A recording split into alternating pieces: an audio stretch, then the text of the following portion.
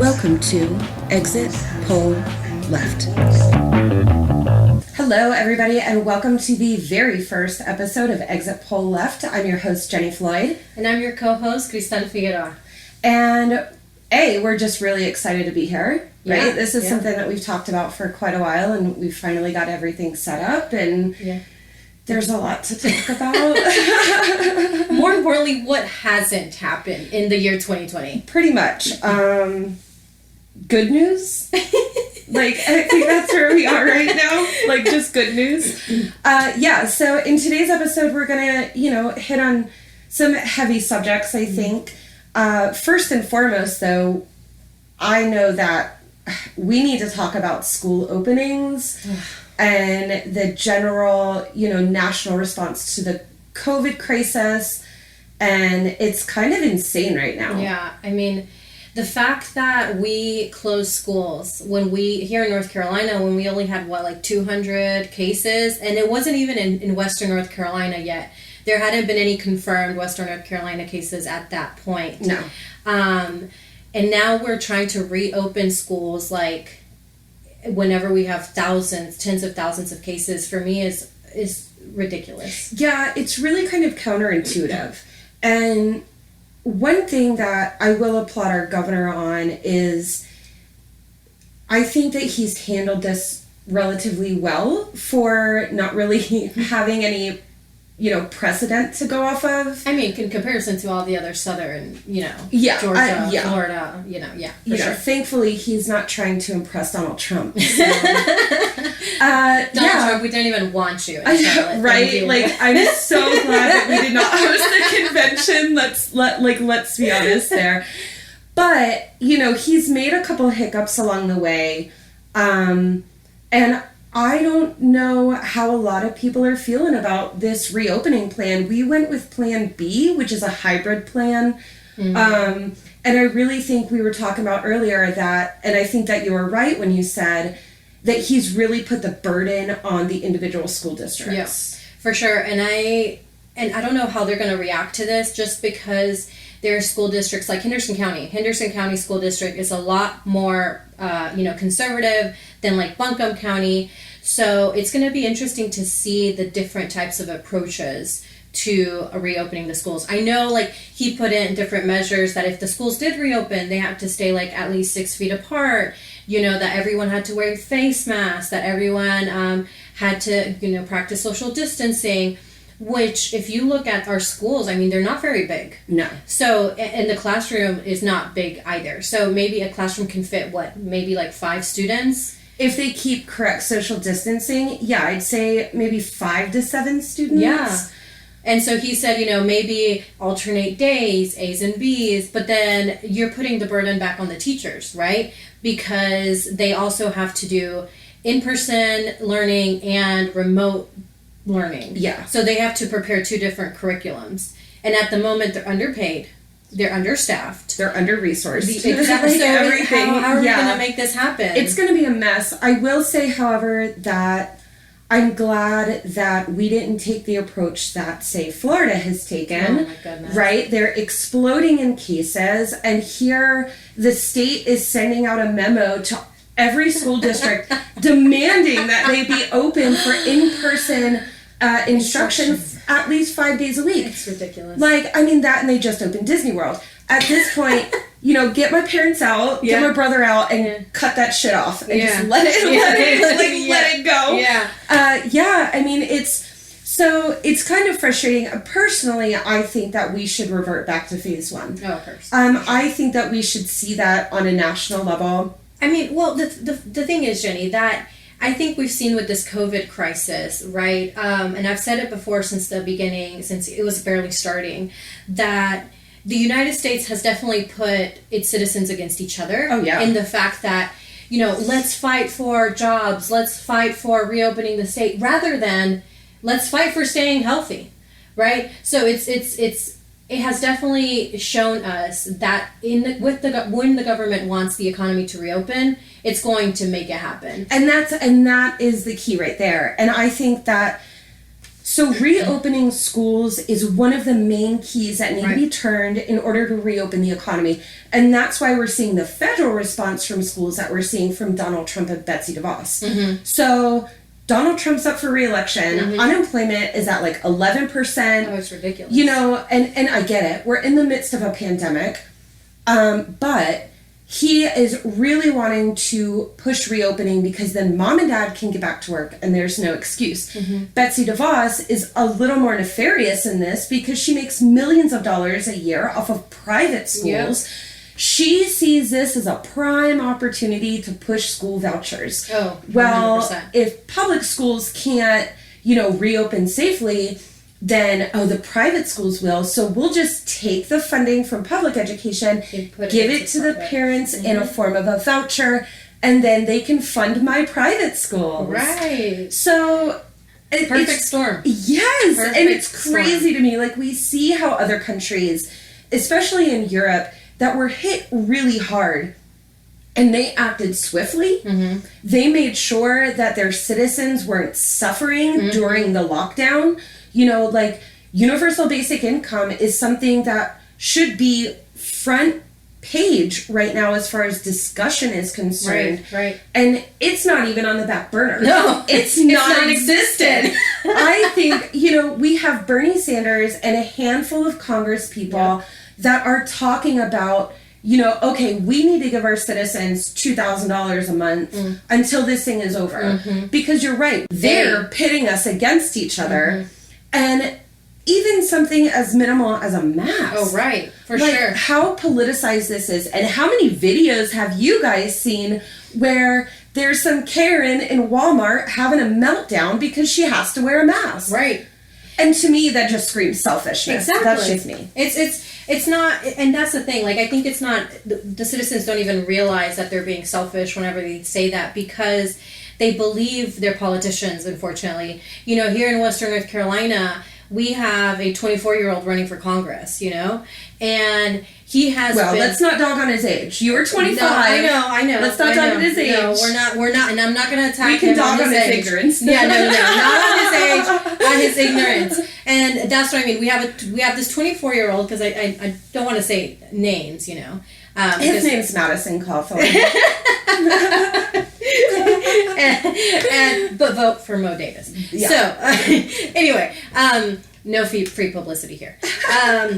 What I'm trying to say is, he's running for Congress, and he's been seen in multiple locations without a mask, in mass gatherings, again, politicizing a health crisis. And my question is, why? Why us as citizens have we actually let that happen to us? Well, he takes cues from Trump. Of course, 100%. Right? Like, Trump flat out said that if you wear a mask, you're against me. Right. It took 130,000 dead Americans for this dipshit to put a mask on. Yeah, he just wore a mask, right? Yeah, 3 days ago. But nobody's talking about that. Oh, 24-hour news cycle. Right. But what good is it now? No. You know what I mean? When you have weaponized this simple thing that can actually save lives. Right. You've politicized it because you're up for re-election. Right.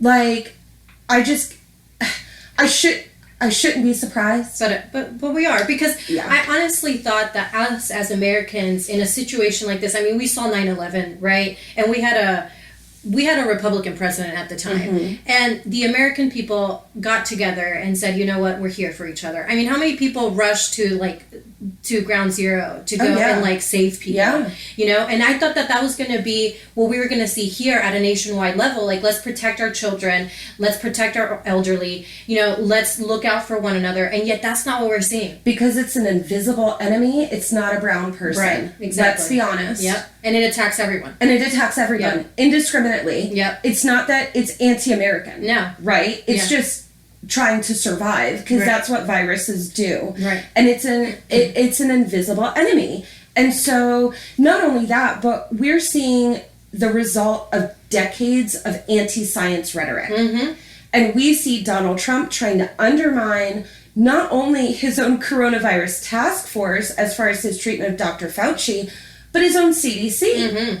I mean, just, what was it, yesterday the news broke that the Trump administration has now ordered all hospitals to send their data to the HHS instead of the CDC. Mm-hmm. And the problem with that is that Health and Human Services does not make their data publicly available, which the CDC does. Mm-hmm. So I really think that this is an attempt to, and I don't want to say cover up, but it is. But it is. I mean, it is. Yeah, it's an attempt to cover things up. And probably that would have been a reach in other presidential terms. But in this presidential term, where he literally got in front of a press and said, "Well, if we're testing, therefore we have more data, and if we stop testing, we have less cases." Yeah, I just can't I saw somebody be like, "Oh, so if I don't take a pregnancy test, I'm not pregnant." Exactly. You know what I mean? It's like, what? Yeah. So I mean, this whole thing has really not only laid bare the weaknesses of this administration, but it's really laid bare kind of the weaknesses of our society and our economic infrastructure. Mm-hmm. So it'll be interesting to see going forward, because the thing about it is that once it gets cold and people have to stay indoors, it's just going to get worse. Mm-hmm. So if we don't get a handle on it right now, come winter... Oh, goodness. I mean, and that's the problem, right? That not only are we going to suffer, but our medical services are going to suffer. Everything's going to suffer. I mean, the fact of the matter is that people think, oh, our hospitals aren't at capacity or this and that. But we have to understand, accidents are still happening. Yeah. Your child still gets hurt. Heart attacks are still happening. Yeah, heart attacks are still happening. Strokes are still happening. 911 is still... I mean, dare I say, essential? No. What? I mean, they are. So, our first responders still need help. They still need support. Yeah. Right? So, for our healthcare needs. So, it's just, it's going to continue going up. The cases are still going to continue going up because, I mean, just a walk down Main Street suffice enough to show that not only are we accepting tourists from Florida and Georgia, but also some of our business owners aren't enforcing the mask rules. Oh no. I've seen, and I think that this is the same across the country, right? So there are numerous states that have mask mandates. Mm-hmm. But there are numerous sheriffs that are saying we're not going to enforce it. Alamance County, we're looking at you. And Henderson County, and we're looking at you. But also, you have massive corporations. I mean, today, Walmart just came out and said that masks are going to be mandatory in all of their stores. You know what's funny, though? Let me give you a small story here. My mom and I were shopping at Sam's, right? And Sam's is like a subsidiary of Walmart. And this was early in the coronavirus pandemic, and we still didn't have any masks, readily available for everyone, or still didn't make any cloth masks for that matter. And there was this white lady. She was very angry at us for God knows, I don't know why. And she approached us and she said, starting Monday, you need to wear a mask in Walmart and Sam's or else we're not letting you in. I turned around and there was other people, obviously they weren't Mexican, not wearing a mask. Mm-hmm. But yeah, we were the ones that were targeted. Yeah. And that's the thing is we went through a period of time where where PPE was hard to come by, and Dr. Fauci actually came out himself and said that he's sorry for what he said, because at the beginning he said that masks really don't work, and that people really shouldn't wear them. Mm-hmm. But in all reality, it was because they were terrified we wouldn't have enough for our hospital workers and our doctors and our first responders. Well, I'm sorry, but that is a key example of transparency, right? Don't lie. You're going to get caught, and it's going to make you look really bad, and then it's going to make people question if what you're saying now is the truth. Right. Especially under this administration. Yeah. Right? Because, if it was another administration, they'd have been like, well, this is what happened, and... Or, you know what? They would have been transparent since the beginning. Yeah. I mean, let's not forget that President Obama went through the H1N1 crisis, and for goodness sakes, did you get H1N1? No. I didn't get it. Exactly. Yeah. So it's kind of it wasn't this big. And let's keep in mind that H1N1 was actually disastrous. You know, like COVID-19 is like, what is it, 40% deadlier than the flu? Yeah. But H1N1 was like 100%, like anyone who got it and wasn't treated in time, like for sure died. Yeah. So that's he was able to contain it. Yeah. Right. And that's the thing, is that this crisis is a direct result of mismanagement. Oh, 100%. Like a lack of leadership. I mean, we have a narcissist at the helm here, who's only worried about his financial gain and his re-election. He didn't even expect to win the presidential campaign. And now here we are, you know. And I'm sure we'll cover Mary Trump's book in another episode. For sure. I'm excited to get my hands on it just because gossip. Oh, 100%. But, yeah. But, yeah, you know, so this entire thing is a result of mismanagement, selfishness, and conflicting agendas. Yeah, and not only mismanagement and selfishness at the highest level, which is the presidency and his family, but also it has trickled down to local governments. I mean, I feel like what President Trump has spoke of, you know, opened this Pandora's box, you know, because let's not forget that, you know, the civil rights movement wasn't that long ago, you know, and some of those people that were screaming at little children because the schools were getting integrated are still alive today. Yeah, and they're the ones screaming about having to wear a mask. Exactly. So and screaming about the Confederate monument. Exactly. So, you know, this President Trump's, like, you know, rhetoric and what his talking points has definitely opened a Pandora's box into our past. And I see it happening in the new wave of these new people like Madison Cawthorn that are running for Congress that just talk about these talking points that are completely divisive.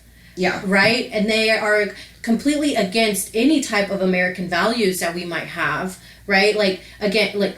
outside of, like, God, guns, and what is it? Pro-life. Yeah, right. Like, I was like, what's the third one? You know, I mean, it's like, you God, know, guns, and glory, whatever. Whatever it is, you know?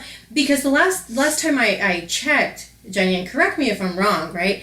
But as an American, when times got tough, we stuck together, right? Like, as an American, like, if you're hurting, or this is what I thought America was to me, right? Because my parents are immigrants, and my parents love this country. And they instilled in me that this was the country that gave me the opportunity to go to college and everything. So last time I checked, being a United States citizen, being an quote-unquote American, meant that you cared for your community. Meant that, you know... You've been lied to. I know, and I'm just now realizing that, right? You've been lied to. That, you know, and that's what I hear.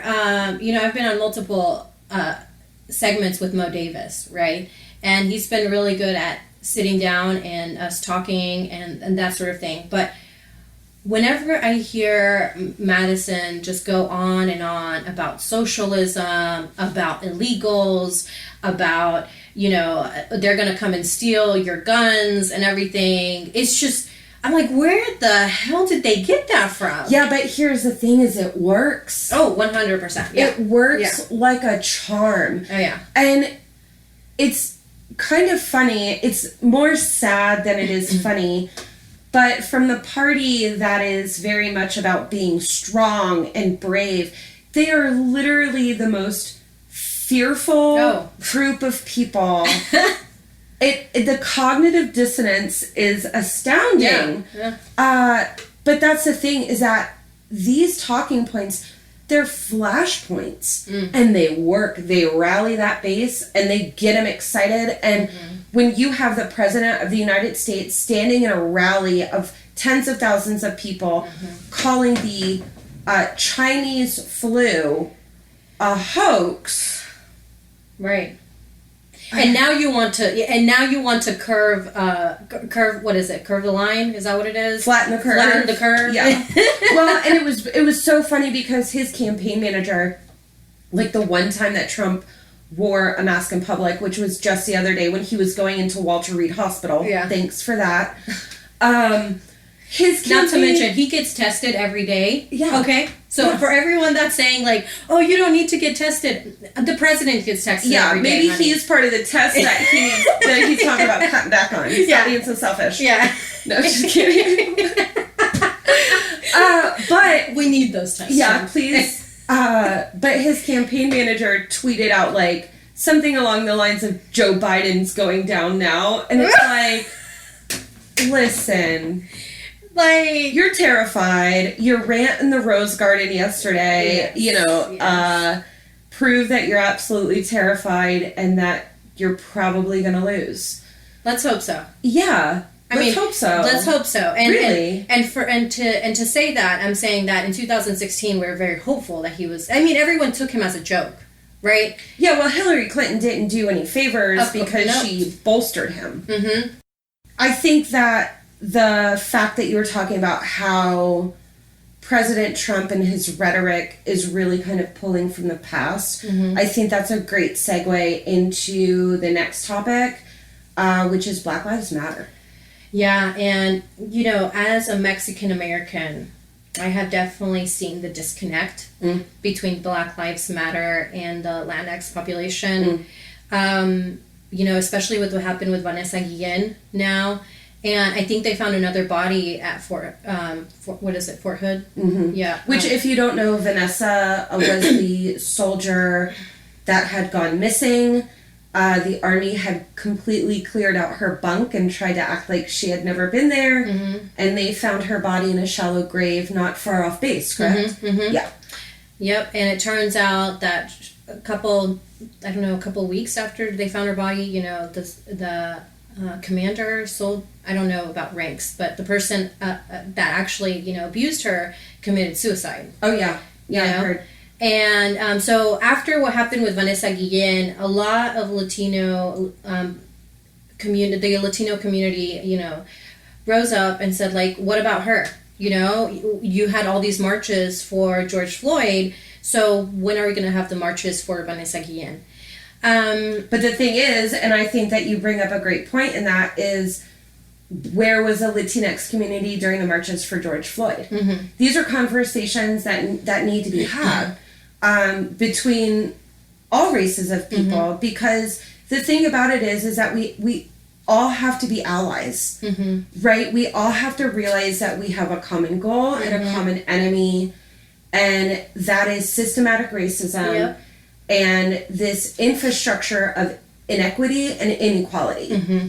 And so if we don't reach out our hand and make allies, then we're not going to get very far. No, of course not. And what I try to tell the community is that the same system that failed Vanessa Guillen, the same system that killed George Floyd, the same system that deports our people, is one and the same. Mm-hmm. It's one and the same. It's a system that was created by the white supremacists, that was created for oppression. Mm-hmm. Because our prison system was created after slavery. Oh, yeah. Our policing system was created after slavery. Yep. For the protection of property. Yeah. And it was a segue into continuing slavery, because now whatever type of law, as stupid as it may seem, if a person of color breaks that law, then you're put into prison, you're put into jail, and therefore you can continue picking those cotton. You can continue doing free labor. And that boils down to the 13th Amendment. Mm-hmm. And it's, indentured servitude for people that are criminals, right? Which is just a continuation of slavery under a different name. Yep. And when you look at the demographics, it still hits the Black community the hardest. Yep. And on the flip side, we have the Latinx community, which we see a lot of migrant workers working in things like agriculture, which was needed. Was needed. And, of course, and the doors were opened. 100%. The doors by the U.S. government. Right. The doors were open in the 1930s, if I'm not mistaken.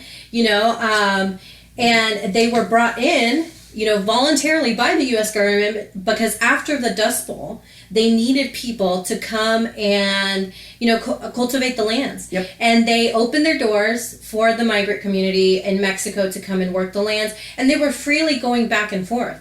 until, around, what was it, around the civil rights movement, they decided no more of this. No more of this, the 1950s, no more of this. We don't need you anymore. We don't need you anymore. But guess what? We still freaking need them. Yeah, because without them, you wouldn't have all of your fruits and vegetables. Yeah, and it comes down to, again, like you were saying, they're just different forms of control and oppression. So in the Black community, we see our prison infrastructure and law enforcement really weaponized against the Black community. In the brown community, we have law enforcement, which is ICE. And then we also have corporations, which keep them in migrant housing, which are at times deplorable conditions. They're paid sub-minimum wage. They're not given benefits. So it's just another form of oppression. And it's like, well, they don't have to come here. Yeah, but if your choice is to come here and even have the semblance of a chance of making it for your family, you're gonna come here. You know what I mean? Especially if corporations are like, yeah, you can come work in our fields. Yeah. We welcome you. Yeah. Come on. Yeah, we'll get you your visa. It's all paid for. Come and work. And how many times have we seen, like in Florida especially, migrant houses just going up in flames because of these conditions and people dying. Oh, yeah. But you don't see these things in the news. And to bring it back around, if you want a united voice against this, and you want Black and brown and white people to stand up against this injustice, then we all need to show up for each other. We all have to be unified. I just spoke at a Vanessa Guillen protest last Saturday. And something that I said was that we all suffer the same, injustice. They took away our land as far as Mexico. They took away the African Americans' freedoms, right? But we have through our veins running hundreds of years of resilience, actively fighting against oppression that they will never take away from us. And if we as a community can't see that, we have to look into ourselves and actually realize that we're the same. Oh, yeah. We're not, just because I'm Mexican, you're Black, and you're white, we're actually the same. We're fighting against the same oppression, the same injustice. And we have to work together because during the Mexican-American War, I know you're familiar, but for those of you that aren't familiar with the Mexican-American War, President Polk had this magnificent, thought about manifest destiny. And he said, God spoke to me.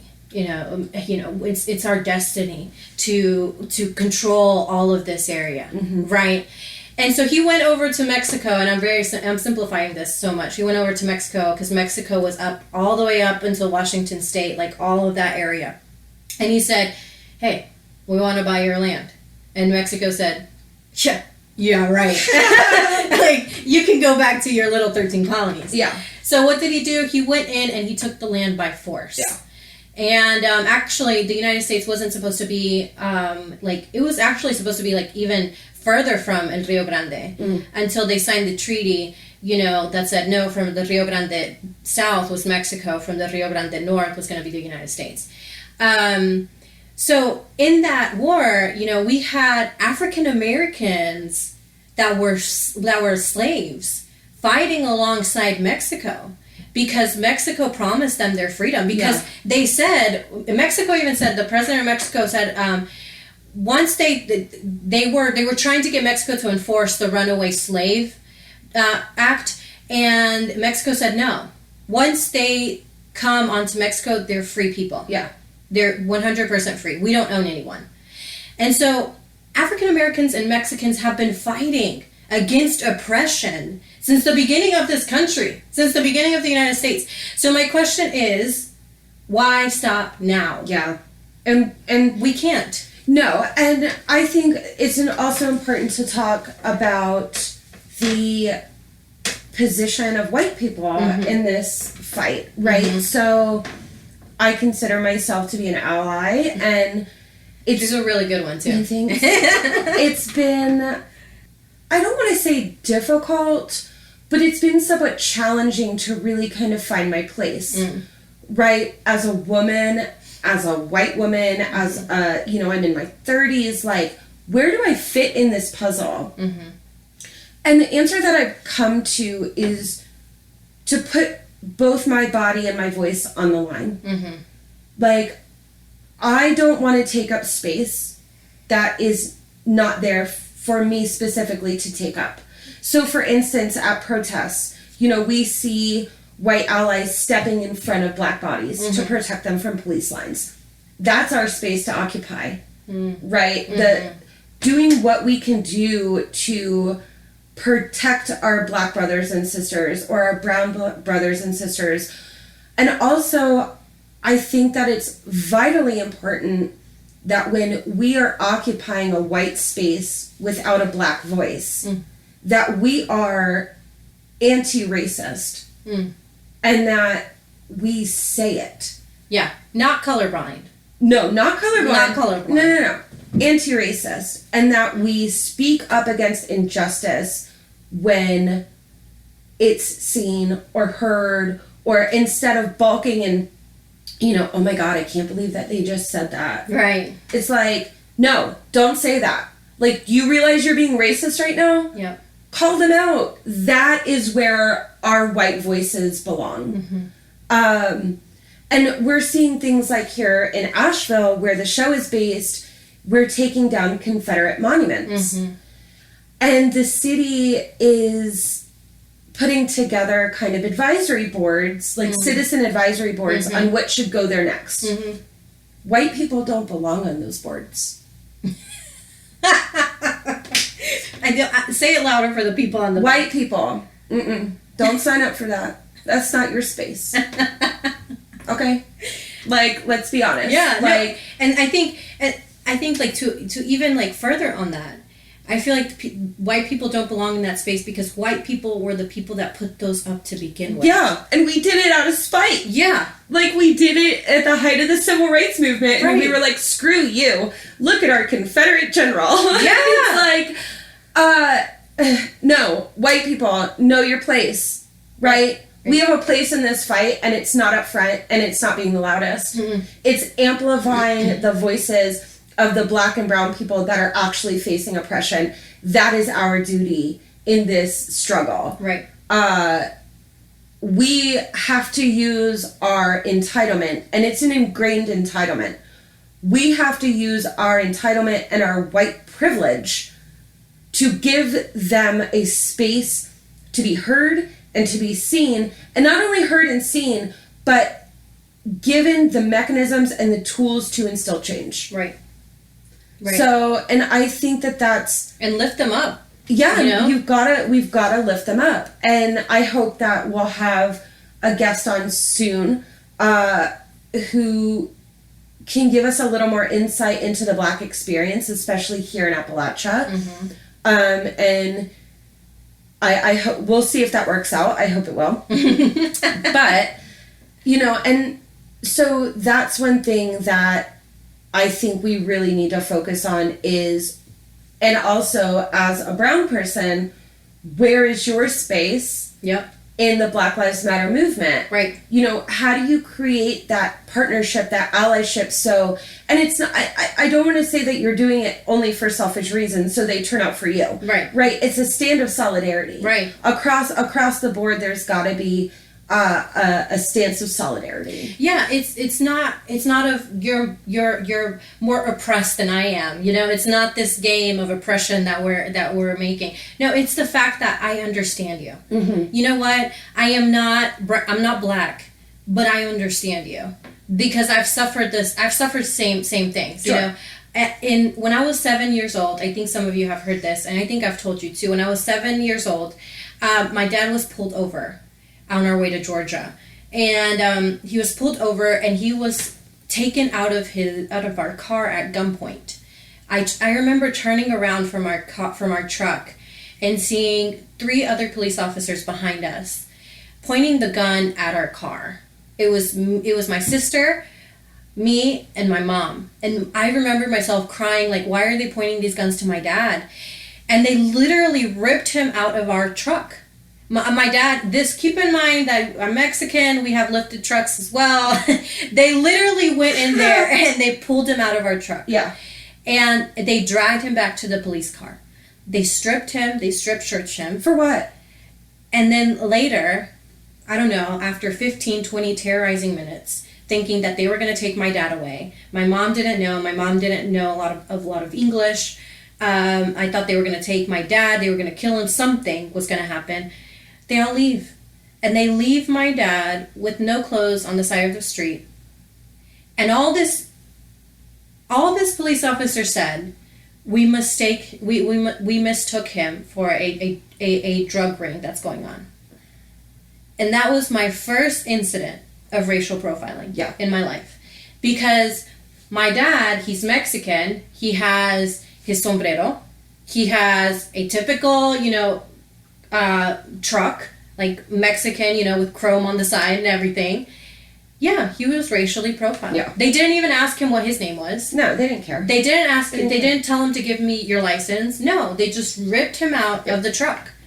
And so my dad, thankfully, luckily, he wasn't killed because my dad always instilled in me that when a police officer comes and questions you, you say, yes, sir, yes, ma'am.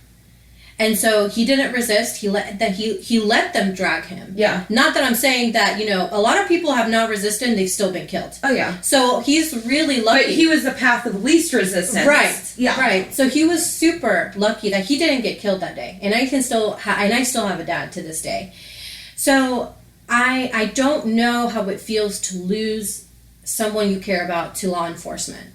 But I can tell you that I understand that terror that you feel at that specific moment. Mm-hmm. And so I feel like as the Latinx community, we have to not only be there, just in support, but be a partnership. Yeah. Be active. Yeah. Yeah. Because, again, I said it before, tu lucha es mi lucha. Your fight is my fight. Mm. And we're in this together. And if we're not in this together, that's what they want. 100%. They want us to be separated. Because if you are divided, you are weaker. Right. It that goes across the board. Right. And they're so scared that the white majority in 4 years' time, 10 years' time, they're going to be a minority. Terrifying. They're so scared about Absolutely terrifying. They want to keep the United States white. Yeah. Well, too bad. We are not white. We've never been white. We just had a lot of very loud, aggressive Anglo-Saxons that came over and decided that this was their country. Yeah. And speak a little bit more of that. Yeah, speak a little bit more of that. I've seen a lot of people say, why can't we have a white lives matter?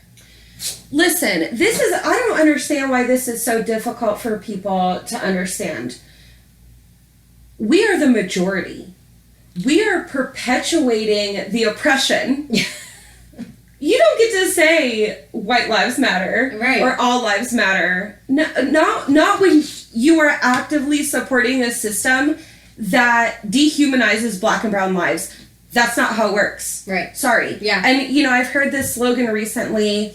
It's popped up, I'd say, since the George Floyd protests. And it may have been around before that, but I just wasn't privy to it. But it's like, all lives can't matter until black lives matter. And yeah, that, and that's the thing is black people and brown people can be racist too. And it's well, that's something that needs to really kind of be taken apart and broken down, because my view is racism it's almost impossible for racism to be perpetuated by a minority. Right. And And I look at racism not necessarily as an individual, but as a whole, but as a system. Right. And and I think we have to we have to take it apart even further, right? And talk about that white is talking about your skin color. Yeah. Because what are you? Where are you from originally? Baltimore, Maryland. Yeah. And where are your ancestors from? Wales and Italy. Exactly. So we have... I'm a European American. Yeah. So there you go. And you can be proud of being, Italian. Hell yeah, I love pasta. Yeah, so there you go. And nobody's saying anything about that. Yeah, but I'm not going to sit here and condemn, the Irish. Right.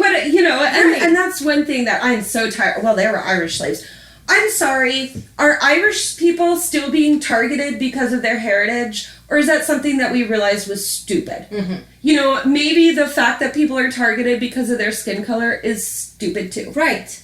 Because the fact that I have to sit here and tell you I'm brown, yeah, rather than I'm Mexican, yeah, right, yeah, and that's a protective thing for you. Exactly.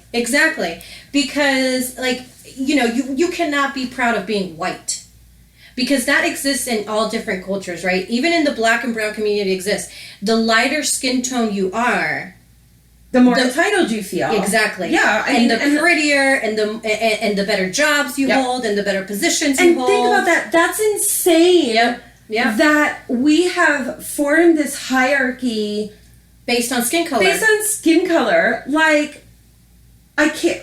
It makes my brain melt, because there have been people who would be categorized as intelligent perpetuate this. And it influences other people, and it continues, and it bleeds into policy, and it bleeds into housing discrimination, and it bleeds into employment discrimination, and I don't get it. We have been so conditioned. Yeah. Somebody at some point, wrote down a lesson. And said, the whiter you are, the better you are. And baby, it's stuck. Yeah. It's stuck. And I simply don't understand it. And the thing, and I'm going to come off as harsh, but true, I think, is that the people that perpetuate this are not only fearful, they're ignorant. And that's something that I simply don't have patience for anymore. It's 2020. You have a computer in your pocket. Pull it out and do some research. And when I say research, I don't mean look at just Fox News or just CNN. Look at some academic research. Google Scholar, Google Scholar. I don't think they've heard of it. Yeah. It's a great resource. You can pull up all kinds of academic papers, unless you think that colleges are, liberals. Not only liberals, but like communists. And indoctrinating. Yeah, education in general is indoctrinating. Come on now. That's why we don't teach about certain things in elementary and middle school history, because who wants to teach our white kids about Black Wall Street and how we, burnt that down. Anyway, so, but yeah, and that's the thing that I simply, and I hear it all the time, well, they're older. It's just, their generation, and that's how they grew up. I don't care. Watch me. I don't care. You're a grown man, a grown woman. You've gotten this far in life. Educate yourself. Yeah. Don't be afraid that you're going to find an answer that goes against your bias. Make one of your accomplishments be, hey, I realized I had some, prejudice in me, and I fixed it. But admitting something like that is a weakness. No, and I had a college professor, and Dr. Cristal, if you're looking at this, I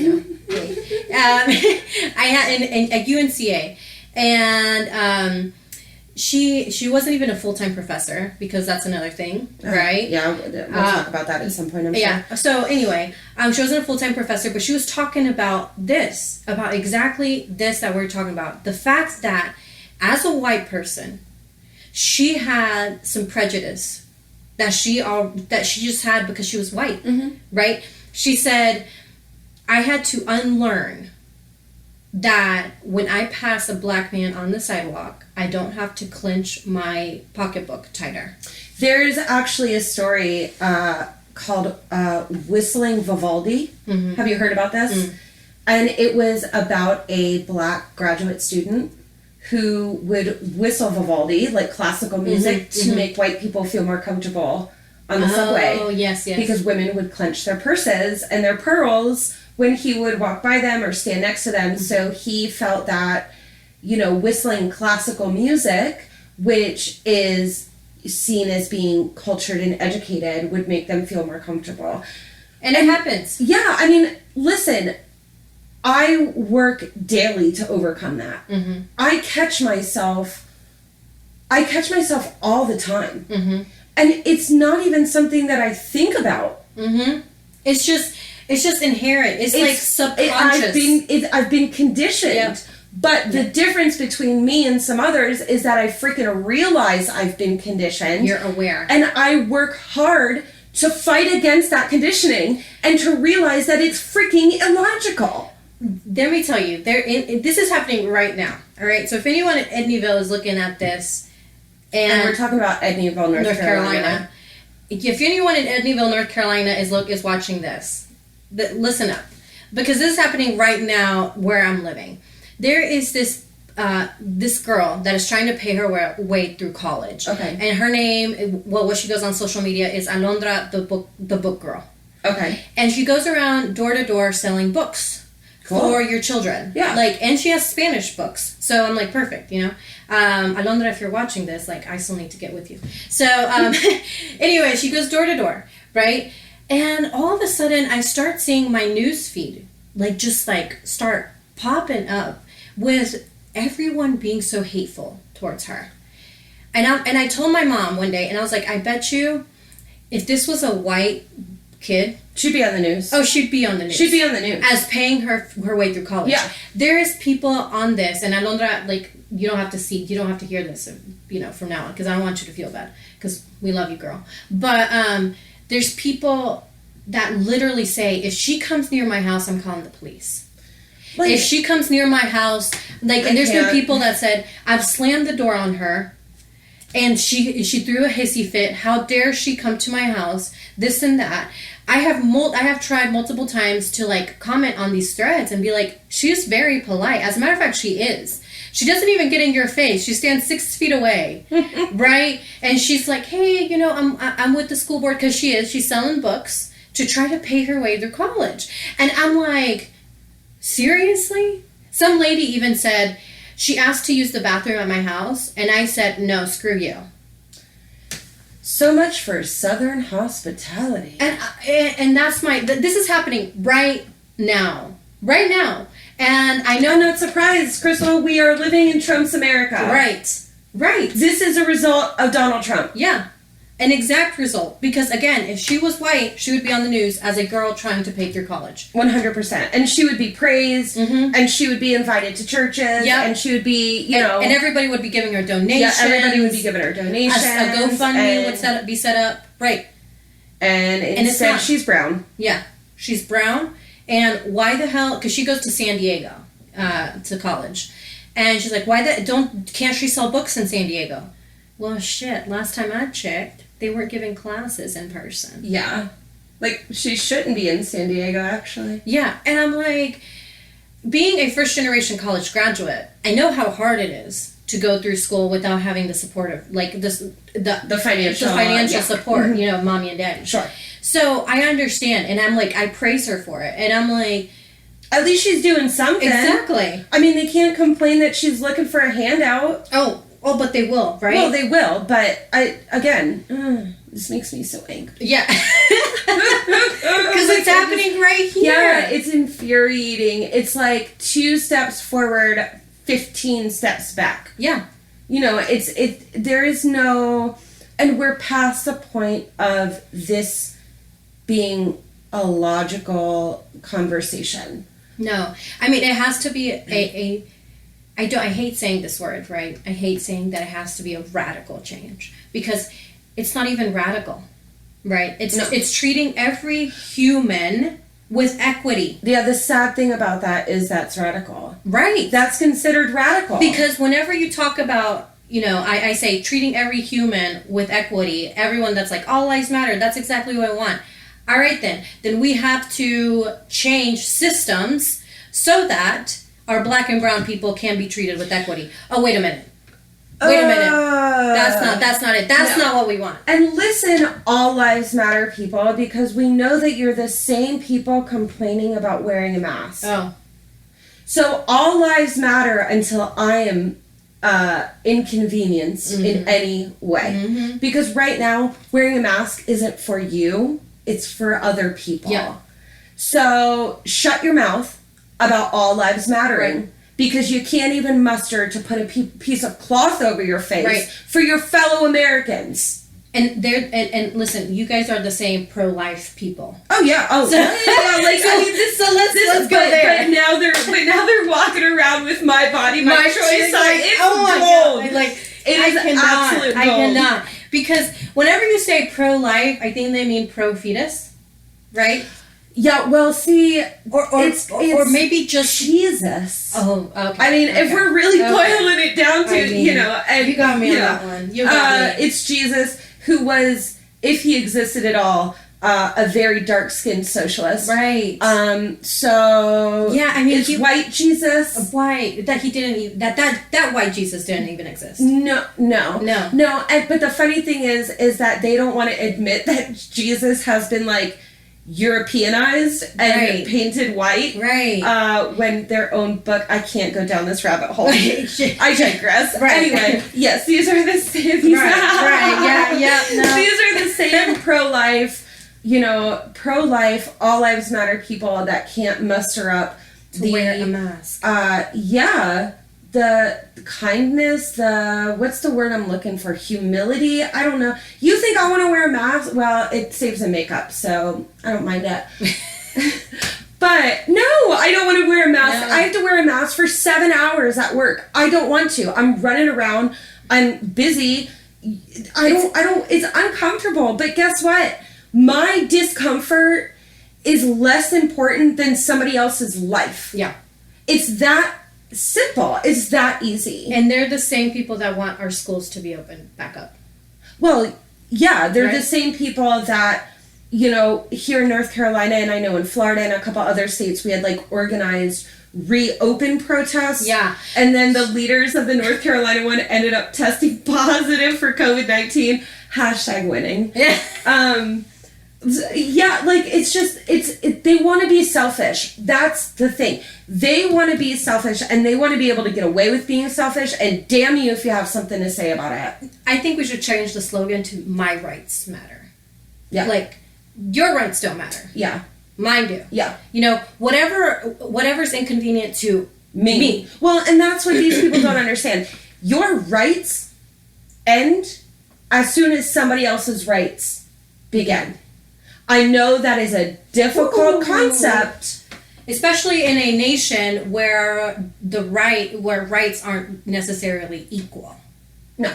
Right? Yeah. Because women, right, black people, brown people, because not included in our Constitution. Right. And as a minority, right, I can't enjoy my life in my house in peace, because any white person can go and file a complaint against me, and the cops are going to roll up into my house and just ask questions, search if they feel like it, because they have some sort of probable cause to do so. Do they, though? Yeah. So, like, the rights are not equal across the board. No. Right? Maybe the best way to say it is my white rights matter. Right? Yes. That's maybe what it should be.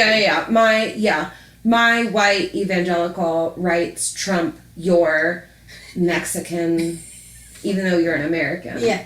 Doesn't matter. Yeah. No. They trump black rights. Right. They trump Hindu rights. They sure trump Muslim rights. Oh, 100%. And they really trump atheist rights. Oh, God. Yeah. There's something wrong with you. Oh, I know. Yeah. It's okay. I'm used to it. But yeah, no, you're right. It's this, and it comes back to our like puritanical roots. Yeah. Which, why? You know what I mean? Like if you really look at our founding fathers, they weren't Puritans. The people in the Mayflower were, but they sure as hell didn't form a government. Sorry. They didn't want a religion. Like, they didn't want a religion. The founding fathers? Yeah. Oh, yeah, most of them were deists, which, like, they believed in a creator, but not one that counted the hairs on your head. Right. Like, why is it so hard for us to understand? Like, this nation was created by God. No. No. Yeah. That's actually the opposite. If you read the First Amendment. Yeah.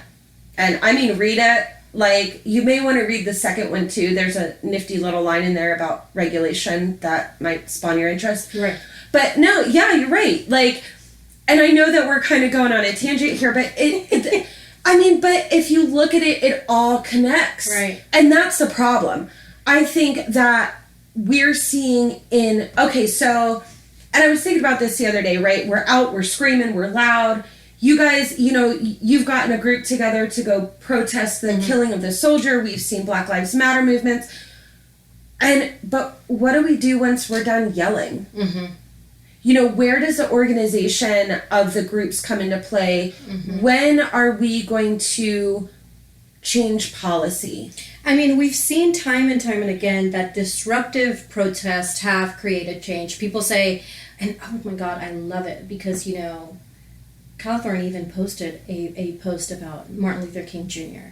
And about how it was so peaceful and hate can't draw out hate and stuff like that. What they fail to mention is that dogs were thrown at them, right? Attacked them. Yeah, they were sprayed with fire hoses. Right. He was shot and killed. I mean, they were beat with like bats and whatever the hell they had at hand. Oh, and really interesting. They were killed. No. They were hung. Were they? Oh my God! Like they were hung, and there was Mexicans that were hung too. Like they were hung on the side of the street, and there was a spectacle. Yeah. Like done. Oh, it was cheered. Yeah, and so they weren't peaceful, y'all. Like the MLK protests, the organizers of the MLK protests literally got together in the church's basement to prepare for the protest. And they had to train people on how to what take to it. do. Yeah, and how to take it. How to take people spitting in your face. Yeah. How to take being beat down. How to take being water hosed down. Like, they had to train them. So they were everything but peaceful. And here's the thing. Even if they were peaceful, and what we've seen over the past 4 or 5 months has not been peaceful. But there's not because of the protesters. It shouldn't necessarily be peaceful. No. But regardless, we've seen, even in front of the White House, the President of the United States had peaceful protesters attacked. There was the young man in Elijah. Yeah. That was killed. Mm-hmm. We saw the response to peaceful protesters that was in response to the killing of Elijah McClain in Aurora, Colorado. Young gentleman, he was 23, he had a blood disorder and he got cold easily, so he was wearing a ski mask, again, Colorado. And somebody called the police, said that he looked suspicious. The police came out. It's just, if you haven't heard the recording, I can't tell you to go listen to it. It's absolutely heartbreaking. Yeah. But, these protesters came out, and one of his favorite things to do was to play the violin. To go to the animal shelter and play the violin for the cats there. And recently, a lot of musicians came together in a park in Aurora, Colorado, and were literally just playing violins. People were sitting on the lawn. It was a very peaceful demonstration, and the cops show up in riot gear. So who's provoking this situation? Yeah. And I think that that even gives me the goosebumps just thinking about it and just, replaying it in our heads, because again, it's this system that was created to enforce property. The rights, the protection of property. Yeah. It was not used to enforce the protection of people. It was not used to enforce the protection of your quote unquote rights. It was made to protect property. Yep. Right? And with those properties, obviously slaves and everything. And it's horrifying. So it's horrifying that we see that these issues continue, and I guess to wrap it up, and I guess a little bit of good news, right, is the Supreme Court case that actually happened up there in Oklahoma, that basically made it, I don't know what's the word. Well, they really kind of reinforced. That's it. Yeah, they reinforced the fact that 3 million acres in eastern Oklahoma, including much of Tulsa, is in fact Indian reservations. The area is shared by 5 different tribes. And this is something that has been on the books for generations. But again, we want to forget, that people lived here? Promises that we've made as white people. And we want to act like it doesn't matter what we said. It doesn't matter what we signed. It doesn't matter what we promised. We're going to overlook that for our own convenience. And I'm glad the Supreme Court really stood up and said, no, sorry. Yeah, if you look at the treaties and you look at what was promised, in their words, 3 million acres, most of eastern Oklahoma is Indian country. Yep. Which, if let's get technical, all of the United States is somewhat Indian country, and Mexican. But, I'm glad that it's a good first step into the right direction. There needs to be a lot more, considering the fact that North Carolina was once the biggest reservations, or this is where the Cherokee Indians lived, back in the day. And we still have the Cherokee reservations out in western North Carolina. Yeah. Definitely not as big as what they're supposed to. No. Definitely not as good and funded as they're supposed to. Yeah. That whole thing is it's a very interesting relationship. And in a lot of cases, it's very heartbreaking to see the state that a lot of Native American people are living in, as far as, the funding, the social services, there's a lot of depression and despair, which leads to addiction, and it's just not a good, what's the word I'm looking for? It's just not a good scenario right now. But it is uplifting to see the Supreme Court acknowledge their right to that land. Right now, currently, it only deals with criminal prosecutions in the region. Right. But as we know, as Supreme Court cases go and as courts in general function, we'll see this parsed out more in the future. Yeah. And we'll see if this applies to areas outside of Oklahoma, because right now it's very Oklahoma specific. And we'll see how this kind of changes our relationship with the Native American people. We just got news that the Dakota Access Pipeline, has received kind of a legal order to cease operations, and which is great, but also look at what was done to the Native Americans in Dakota when they were fighting this pipeline, and there was actually paramilitary people brought in. There were private militias brought in that were hired by the pipeline, and these were armed people. It was just atrocious the way that they were treated. Again, it comes back to a system. And I was having a pretty interesting conversation with one of my friends last night. He is a older white gentleman, pretty affluent, and he's a successful guy. And he brought up how the conversation around defunding the police makes him sad. And I was like, why? Because if you really understand the conversation around defunding the police, the majority of people that are talking about defunding police are, not talking about abolishing the police, and they're also talking about taking that funding and putting it into things like social services. Like education. Which will actually uplift the community. But he was saying that it makes him sad because law enforcement is for poor people. Because rich people live in gated communities. They have private security that protects their property. Build more forest. We're looking at you. But I looked at him and I said, it's been weaponized against poor people. It's not there to protect poor people. It's there to protect rich people, and it's there to oppress poor people. Because that is the function of the police. To show poor people where their spot is. Where you belong. Yeah. You know what I mean? And yeah, it's asset protection, it's property protection for wealthy people. But to hear that he was like, well, you know, the rich people don't need the police, the poor people need the police. Well, yeah, I agree. Yep. But that's not the way it's working. No. Like, it's a weaponized, militarized force against poor communities. I mean, I was just coming down Asheville one night, right? And I was behind an Asheville police, National Police. And literally, you know, it was right in front of the Thirsty Monk.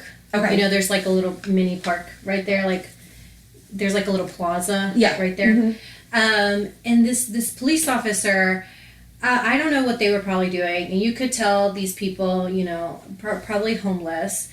And he literally flashes his lights at them. And just goes off to the side and is like, what's going on here? Yeah. Automatically. Yeah. And I'm like, first of all, you're in a car. Yeah. First of all, you're flashing like this big ass light, kind of like the one we have right here. Yeah, spotlight. Yeah. You know, to these people. Of course, they're gonna get scared and run the opposite direction. Yeah. Hell, if I would too. Like, be like, I'm not doing anything wrong, but I feel like I'm doing something wrong. I'm out. Yeah, I'm out. Yeah, even if I was just shaking your hand, you know. And Lord knows, there's times where I'm not well dressed as I am right now. We bum it. Yeah, it's all right. Don't be ashamed. So like, you know, if that would have been me, I would have run the opposite direction too. Yeah. And he just stood there and literally was just kind of like interrogating them. Yeah. Well, and that's because we've criminalized poverty. Right. We've criminalized homelessness. Right. You know, and when we could fix it. We could fix homelessness. Oh, we could. Yeah. We could. Mm-hmm. But we don't want to. Again, it goes against the very nature of the system. Right. The system is not broken. The system is functioning exactly how it was designed to function, and that's the problem. Mm-hmm. It wasn't designed, and that's why I get so frustrated with all these Trump supporters that actually need the system to function correctly for their support, for their own well-being, Social Security, Medicare. You know, we need those things in place because there comes a point in life when we all need each other. Sure. Right? And damn it, I'm paying taxes. We should have systems in place to take care of our most vulnerable. Yes. And that should be a very American virtue. Yeah. Unfortunately, it's not. Because we believe in God, don't we? Yeah. And also, on that note as well, it's not only Trump supporters. No. It's wealthy white liberals. Yes. You guys, I got a problem with you too. I really do, because they use Trump, especially in the time we're living now, they use Trump as a scapegoat for everything. They act like if we get rid of Trump, we get rid of the problem. We don't. No. B, they want to talk about inclusion when that's the last thing they want. Like, they are full of hot air. You can see it, you know, when we were campaigning, we're two young women. She's brown. I'm not. But we're young. We're both, you know, relatively young. First time running. You know, first time running. And we didn't know the parties. Like, yeah, for us, it was really the first time interacting with a lot of these people. And we've heard this from other young elected officials as well. That as a person of color, which she is and he is, that they felt uncomfortable standing in the Democratic headquarters because of their skin color. Yep. Or that people are looked down upon because of their income or their age. And it's like, you cannot sit there and pretend to be the party of inclusion. And exclude everyone that does not look like you. Yeah. Or everybody who doesn't have the same economic standing as you. Right. And that's, I feel like, you know, I there's something that we talk about that as a brown person, I had to defend my title. I had to defend being a candidate. You had to defend taking up space. Right. I had to defend it. Yeah. And I had to defend my speeches, and I had to defend who I was, and I had to defend where I came from. Yep. Because somehow or another, I wasn't worth it. I wasn't worthy of it. I wasn't worthy of, you know, if I didn't stand up there and explicitly say, I have a political science degree with a legal studies minor, you know, and I'm a bilingual, I speak Spanish, and I've been working with immigration attorneys, and I've had a history of working with children with learning disabilities, and my parents are both small business owners, and I've been a longtime resident of North Carolina. I mean, I was born and raised here. I was not worthy of their time. Yeah. You know, and that's what it felt like. It felt like I had to constantly defend myself because, again, you know, I will never be equal with a person like me, even if they had the same characteristics or even less. You know, maybe they didn't even go to college. Maybe they weren't born and raised here in North Carolina. Maybe they aren't bilingual. But just the fact that they're white, right? It changes the It changes everything. It changes and I have to be 10 times better to just be equal. Not to beat them. No. Just be stand on equal ground. And it's funny looking back because they could never get your name right. No. Which, not that difficult. It's Figueroa in white people. Which, since then, I have really come to terms with, I'm like, you know what? If you can't say my last name correctly, it's not my damn fault. No, but that's the thing is that they didn't even try. No. And it would get to the point where, like, they would mispronounce it, and I'd be like, Cristal, say your last name. Like, immediately, I'm Cristal Figueroa. Yeah. Like, it's not that difficult. You don't even have to roll any R's. Yeah. Like, come on. Yeah. But it was just stuff like that where they would become almost exacerbated that they had to say a name that wasn't white. Right. And European. And those are, and I really don't like the term, like, microaggression. Oh. But that's like micro racism. You know, like, you can't even take this woman is running for state senate. She's a legitimate candidate. She's busting her butt. And you can't even take the time to learn her name. I was fearful for you from the very beginning just because you are Mexican and you're a young woman. And I was terrified that, you know, we're running in a super red district and there's a lot of Trump supporters and hate crimes are on the rise and ICE is present in Henderson County. Like, there were a lot of stressors, and that was me just worrying about it, not even actually having to live it. I can imagine actually having to live through that kind of thing. Yep. I couldn't imagine being pulled over and worrying about my life. Yeah. Yeah. You know, the main thing I worry about is, am I going to get a ticket? Yeah. That's the extent of my worry. Right. You know, I got pulled over. This was years ago. It was in South Carolina. I got pulled over by a state trooper. And I was young and I was shaking. And he's like, why are you shaking? And I was like, I don't like to get pulled over by the police. And that was it. He didn't further question me. He didn't pull me out of the car. There was no pressure. Yeah. It was, oh, okay. Yeah. Fine, that's fine. Here's a warning. Yeah.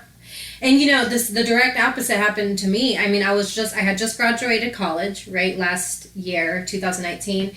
In January, I had just graduated college. I was, you know, making ends meet, trying to pay off all my bills and stuff like that. Because, again, my parents, like, they're barely making ends meet. So I couldn't, like, put stress on them for all my bills.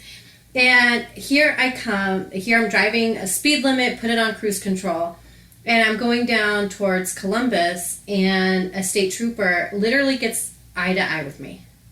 Turns over, looks into my car, and sees who I am, gets behind me for like a couple of minutes, and then I guess realizes that my tag is expired. Pulls me over, and I was like, I was going speed limit, like, what's going on? He says, your tag's expired. And I said, all right, that's cool, you know, I'll fix it. No big deal. He goes back. He says, your tag's expired, and here's a ticket, and here's a ticket for the insurance, here's a ticket for this, here's a ticket for that, and just, like, goes down the line. Yeah. And then I'm like, all right, but my job is, like, literally 5 minutes down the road. Can I go? No. I had to call my supervisor to come and pick me up. See, and that's not even the way that it should work. Right. It should be, okay, get it fixed within 30 days and then show the magistrate that you've gotten it fixed and everything will be dropped. Right. That's how, I mean, I've had that done. I've had an expired registration, and that's literally all I had to do. No. Yeah, and I had to go to court. I had to get it fixed, go to court.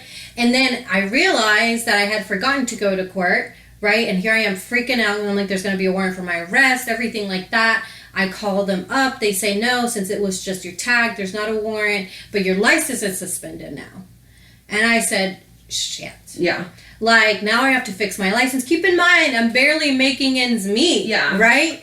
So it's like take time off from work, go to the DMV, get my license, and it's like a $200 fine that you have to pay. Plus, on top of that, you have to pay for your registration, which is another like $150 plus the taxes, whatever it is.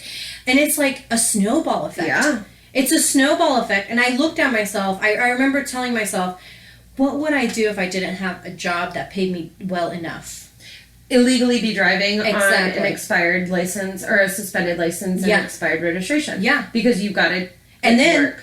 you would go to jail on the second time that they pull you over. So, see, again, it's the system that is working against poor people. Yep. Right? Because rich people driving in a Lexus or driving in a Tesla nowadays, right, that have an expired registration, they would be like, oh, sir, you're good. It's fine. Just get it Get it fixed. You're good. You're good. Yeah. Next time I see you, it better be fixed. Yeah. That's what would happen to them. Yeah. They wouldn't get a ticket. They Yeah. sure as hell wouldn't have to go to court. No. And that's the thing, like, that's what happened. It's personal experiences that you live by, Yeah. you know? That's what happens. That's what the system was put in place for. And that's when people say, oh, you know, they just went to jail all the time. They're always in jail. Yeah, because once you're in jail, you can't get out of jail. It's a system. You get stuck. Yeah. You get stuck. And that's... And I'd like to have a conversation about this more in depth in another episode. For but, sure. you know, this is...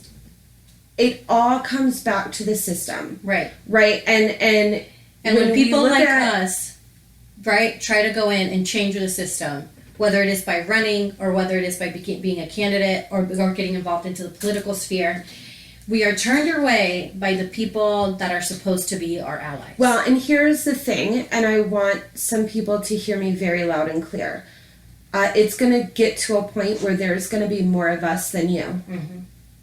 So mentally prepare for that. Right. Anyway, so we're going to wrap it up. Let us know what you think. Like, subscribe, comment. We'd love to see your feedback. If you have any questions or topics you'd like us to cover, Yes. feel free to contact us, Facebook, YouTube.